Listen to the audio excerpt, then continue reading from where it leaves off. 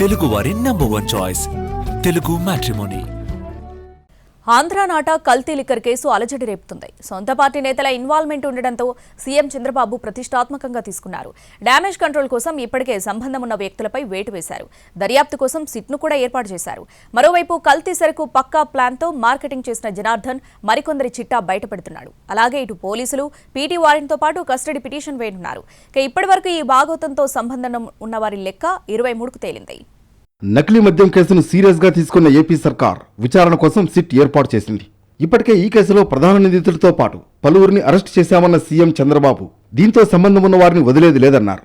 నకిలీ మద్యం అరికట్టేందుకు ఏపీ ఎక్సైజ్ సురక్ష యాప్ తీసుకొచ్చామని వెల్లడించారు. బెల్ట్ షాపులను ఎట్టి పరిస్థితుల్లో ఉపేక్షించబోమని వార్నింగ్ ఇచ్చారు సీఎం చంద్రబాబు. దీన్ని ఒక సిట్ వేసి టోటల్గా ప్రక్షాళన చేయడానికి ముందుకు పోవాల్సిన అవసరం ఉంది.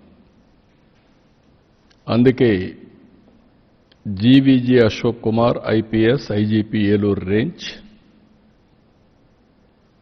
Rahul Dev Sharma IPS director enforcement prohibition and excise, K Chakravarthi IPS SP CID, Mallika Garg IPS ఇప్పుడు టెక్నికల్ మెంబర్గా ఉంది, అదే మరి ఆర్టీజీఎస్ కూడా పనిచేస్తుంది ఆవిడ్ని. వీళ్ళ నలుగురిని ఎక్సైజ్ డిపార్ట్మెంట్లో ఇంకొకరిని తీసుకొని అనుభవం ఉండే సబ్జెక్ట్ ఎక్స్పర్ట్ని ఒకరు తీసుకొని వీళ్ళందరూ కలిసి ఏం జరిగిందో మొత్తం ప్రక్షాళన చేసే దిశగా తిరిగి ఎలాంటి నేరాలు చేయాలంటే వణుకు పుట్టేట్టుగా చేస్తాం. మరోవైపు తనను ఈ కేసులో ఇరికించే ప్రయత్నాన్ని ఎక్సైజ్ అధికారులు ప్రభుత్వం చేస్తోందని వైసీపీ నేత జోగి రమేష్ ఆరోపించారు. కేసులో అసలు నిందితుల్ని పట్టుకోవడం పక్కన పెట్టి డైవర్షన్ పాలిటిక్స్ చేసే ప్రయత్నం చేస్తోందని కూటమి సర్కార్పై మండిపడ్డారు. కల్తీ మద్యం కేసు దర్యాప్తులో అధికారులు స్పీడ్ పెంచారు. ఈ కేసులో మరింత మందిని నిందితులుగా చేర్చే అవకాశాలు కనిపిస్తున్నాయి. ఇప్పటి వరకు కల్తీ మద్యం వ్యవహారానికి సంబంధించి ములకల చెరువు, విజయవాడల్లో ఎక్సైజ్ అధికారులు కేసులు నమోదు చేశారు. 2 కేసుల్లో కూడా అద్దెపల్లి జనార్దన్ కీలక నిందితుడుగా ఉన్నాడు. గత కొద్ది రోజులుగా పరారీలో ఉన్న జనార్దన్ను అరెస్టు చేసిన పోలీసులు 12 గంటల పాటు విచారించి కీలక విషయాలు సేకరించారు. అద్దెపల్లి జనార్దన్ 2012 నుంచి మద్యం వ్యాపారంలో ఉన్నాడు. మరో 6గురితో కలిసి హైదరాబాద్లో మద్యం వ్యాపారం నిర్వహించాడు.